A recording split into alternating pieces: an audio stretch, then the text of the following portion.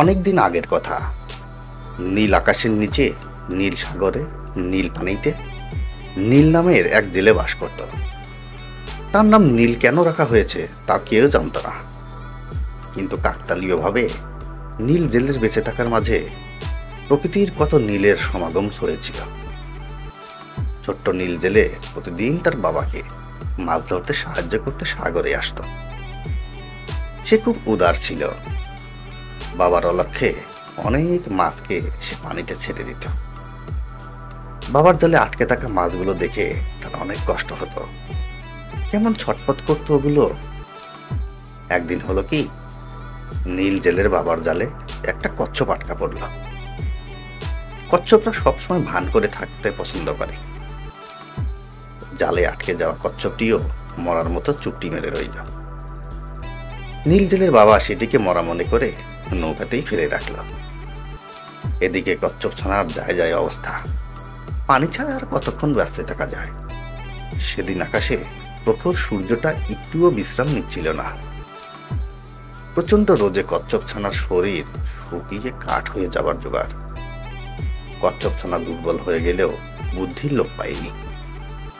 সে অনেকক্ষণ ধরে খেয়াল করছিল নীলের কাণ্ড কারখানা। সে বাবার জাল থেকে চুপ করে মাছ ছেড়ে দিচ্ছে। তাই সে মনে মনে চিন্তা করছিল কখন সে নীলের চোখে পড়বে। বাবার সাথে মাছ সংগ্রহ করতে করতে নীল জেলে হাঁপিয়ে উঠেছিল।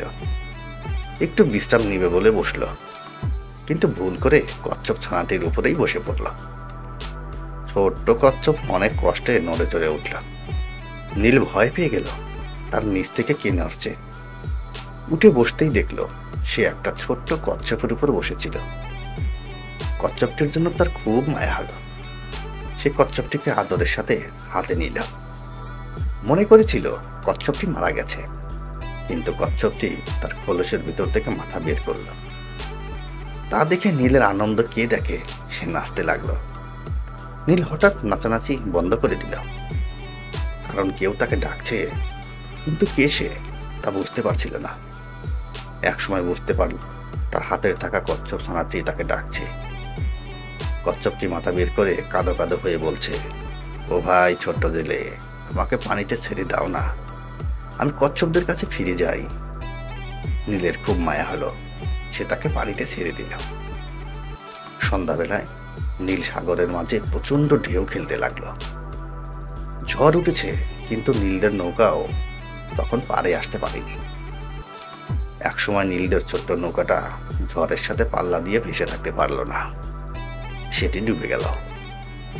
বাবা নীলের হাত ধরেছিল, ঢেউর প্রকোপে হাত ছুটে গেল। নীল পানিতে তলিয়ে যেতে লাগলো। সে দেখল সাগরের তলায় পানিগুলো কেমন ভেঙচি কাটছে।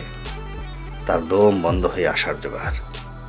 ঠিক তখনই কিছু একটা তাকে পানির উপরে তুলে ধরল।